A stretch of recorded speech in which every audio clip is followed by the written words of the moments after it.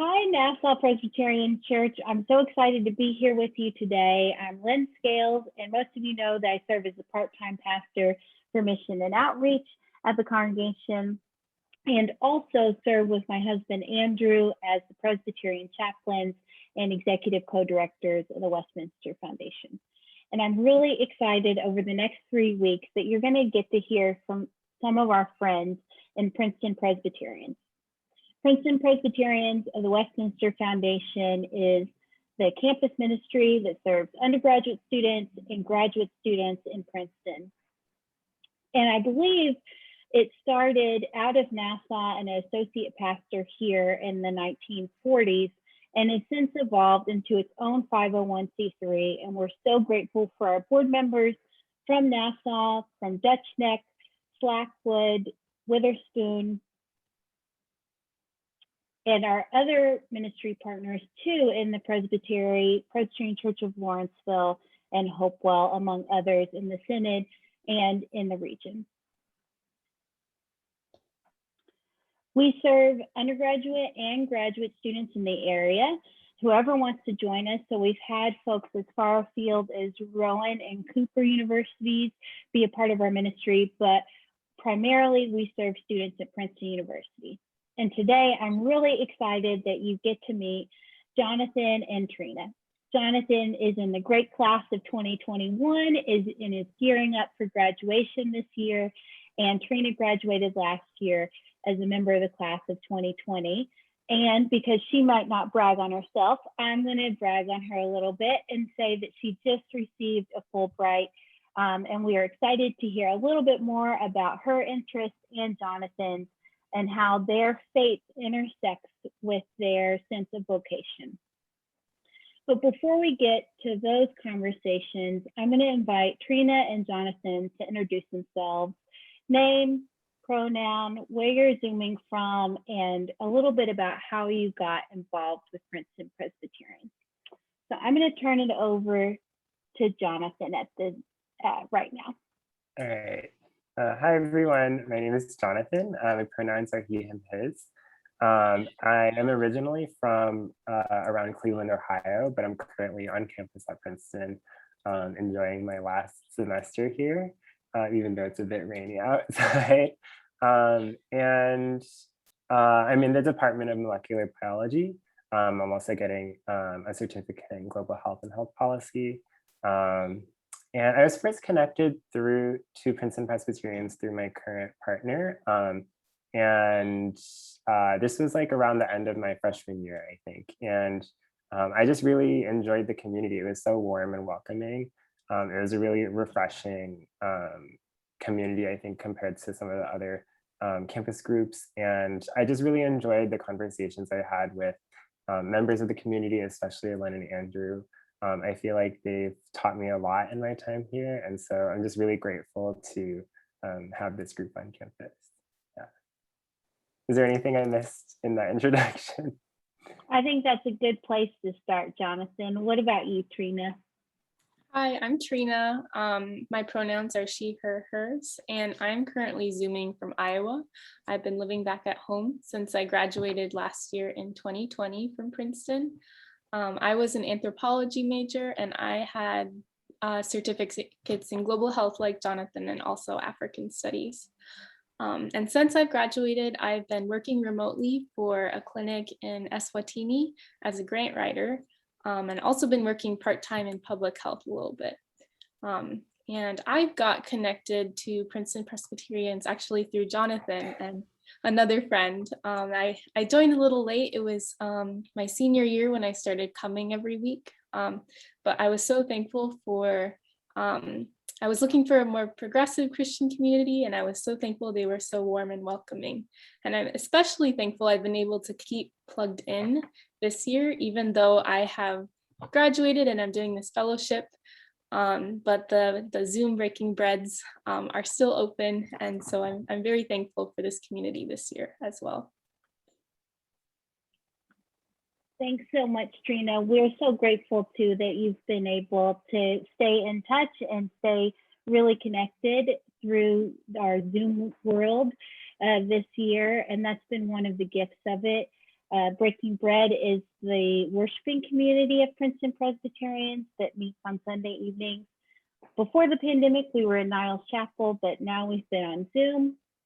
And it's been a true gift to get to stay in touch with Jonathan and Trina, even when Jonathan was in California and Ohio earlier this year, and as Trina's been in Iowa. So as we move further in our conversation, I wanted to read one verse of scripture from Joel chapter 2, verse 28. And it says, "Your sons and your daughters shall prophesy, your old men shall dream dreams, and your young men shall see visions."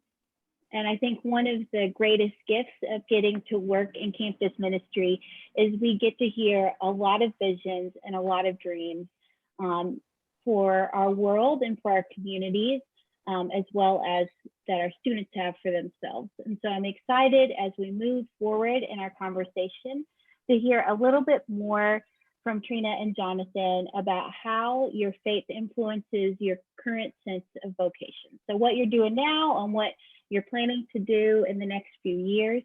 And I'll let Trina take it first this time. So like I mentioned earlier, I was an anthropology major at Princeton.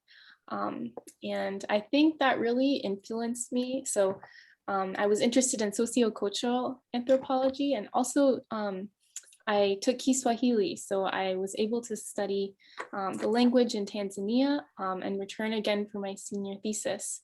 And I think the discipline just really emphasizes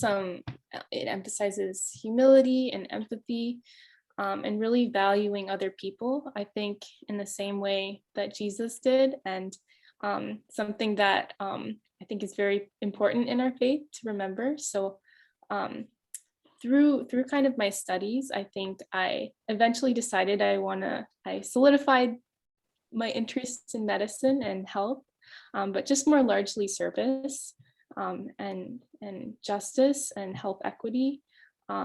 So that's something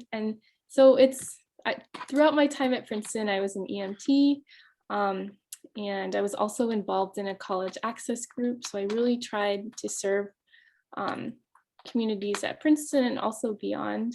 And I'd really like to continue to do that in my future profession and career. So I hoped eventually as a physician, I'm also very interested in public health and making sure everyone has access to health. So I'm hoping to continue to do that in the future. Jonathan and I actually are both starting our medical school application this year. So hopefully we'll be not matriculating this fall, but the year after.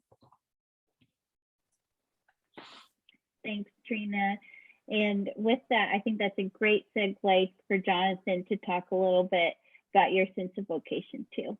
Yeah, for sure. I think it's interesting because I think Trina and I come from pretty different academic backgrounds, but are kind of going in the same trajectory, not just in the sense of like medicine, but also like looking at public health issues and looking at service within medicine. And so I think that's been really cool to just have Trina as a friend on this journey. But yeah, as I said earlier, I am in the molecular biology department at Princeton. So I guess like my first few years are really focused on like science. But I think my faith grew a lot during my time with Princeton Presbyterians in terms of seeing more connections between faith and service and faith and justice, kind of as Trina was saying. And I think this also kind of shaped the way that my sense of vocation also transitioned to looking at more issues of justice and equity within healthcare. And so, yeah, I kind of always had wanted to be a doctor, but I think I've focused a lot more on community medicine and public health since then. And some of my work recently, I just finished up my senior thesis. I was partnering with a harm reduction center in Philly called Prevention Point Philadelphia, looking at issues of equity within treatment for substance use disorders. And so yeah, I think like faith has had a really big impact on that, just in terms of trying to like learn from the way that Jesus treated people around him, and seeing humanity and resilience in people, no matter what kind of background they come from. And yeah, I think it's been really cool to see my faith and my sense of career kind of grow at the same time in similar directions. And yeah, I'm super grateful to Princeton Presbyterians for all of that. Well, thanks, Jonathan. That's really encouraging to hear. And I know for me, it's been so evident how you both are committed to justice in a way of asking questions, both in a faith community about how that plays out, and how we are having integrity in a sense of what we're preaching and how we're living, and also vocationally as you've served the communities where you are, or where you've done internships, and where you're headed. So I really appreciate your reflections a lot. I was also curious if you had anything you would like to tell, so the church at large, that you would like them to know, either about your field of study or your sector that you're going into as far as medicine goes, or as a part of Gen Z. What do you want the church to know about where you are and the fields that you're a part of? Jonathan, you want to take this one first? Sure. I think I guess I can talk a bit about the vocation sense. I think that it's been really encouraging to see people kind of reevaluate the way that service is used in medicine, and kind of the sustainability of the impact of service. And I know that a lot of similar conversations have been had in faith communities about, like, what are the impacts of the kind of service that we do in our communities. And I think for me, it's been really cool to see how, like, faith communities and medical service has become a lot more grounded in community, I think, and in the sense of physical location where they are. Yeah, so like as Len had mentioned earlier, I was actually attending, I was in California last semester, and I was attending a church in San Francisco, and they were also like super well connected to their community. And I think just the evolution of a service and how we view it has been really important. And so I'm not super sure if that's like relevant to your question, but I think for me, it's definitely something that has changed as my faith has also evolved. And I think the medical field in general is also like reevaluating this. Yeah. No, I think that's a really important point to make, that we're part of building relationships, and that's how we know what the community needs, because we're a part of it. So Trina, what would you say? What do you want us to know? Yeah, so Len actually gave us this question a couple of days ago, so I was thinking about it, and it was originally framed, what do you want the church to know about Gen Z? And so as I was thinking about it, I think for all of us in college or recent graduates or even high school, we're in a pretty tumultuous time of the world right now. I graduated into the pandemic in 2020, and here Jonathan is also graduating into the pandemic. Politically tumultuous over the last couple of years. So I think there's so many big issues right now in the world. Politics, climate change, medicine, and health we've seen come to the forefront of the news, and how kind of disastrous it can be and how important public health can be. So I think it's a really, with all of this stuff going on, I think the church has a lot of opportunity. And what can the church and faith communities do for some of these really big issues going on right now? Because unfortunately, I think they've fought it sometimes, in particular faith communities. So I think I think if we can really kind of harness some of the Gen Z energy of just, growing up in this and living all around us, and really using that in the church to fight for change and to fight for justice and for a more equitable community levels, but even bigger too. I think that would be really cool. And I think the church has done some really amazing stuff, being great neighbors to shut-ins in the pandemic and offering resources, food, whatever. So that's really encouraging. And I'm excited to see how the church can do even more in the future too. I was kind of rambling. I guess I can add a little onto that because I think like what Trina has said is really important.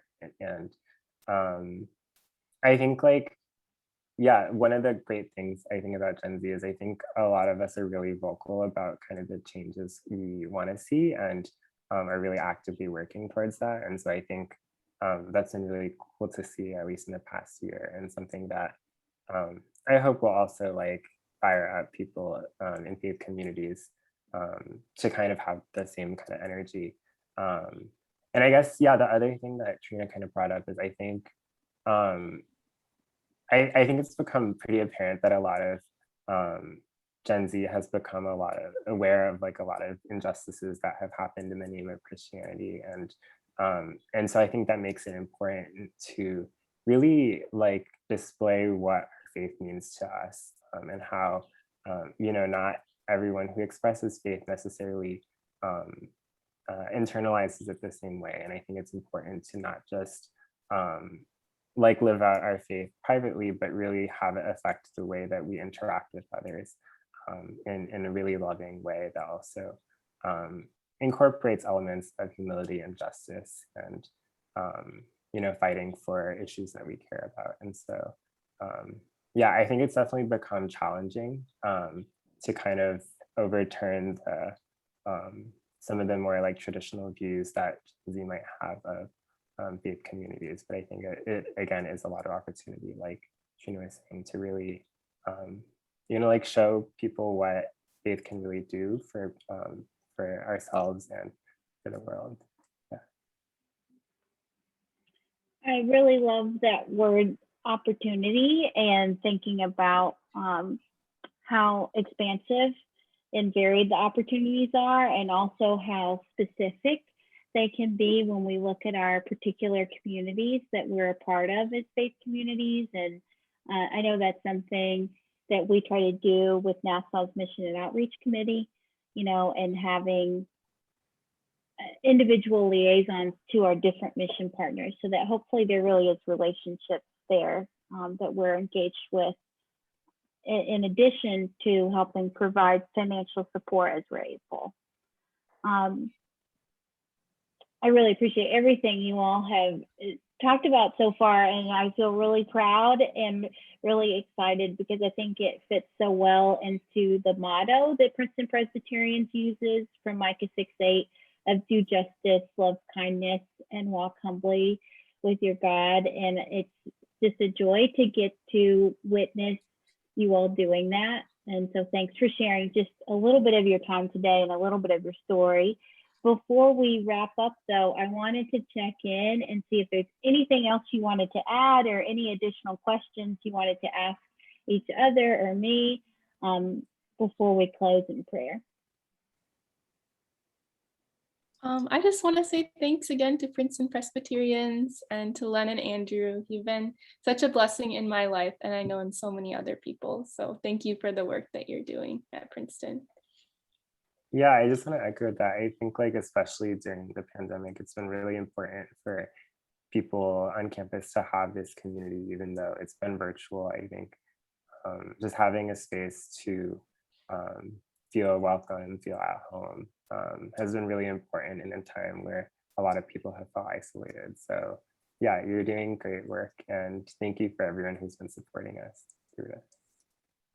Well, on behalf of me and Andrew and Nassau, we say you're welcome, and also thank you for all the ways you invest and you enrich our life and life together as a community. There was one other thing I was going to say, and it slipped my mind. in response, but just thanks. You know, really, really, really appreciate it. Oh, I remember you all really have invested, because one thing I forgot to say at the introductions is both Jonathan and Trina have been a part of the undergraduate leadership team with Princeton Presbyterians.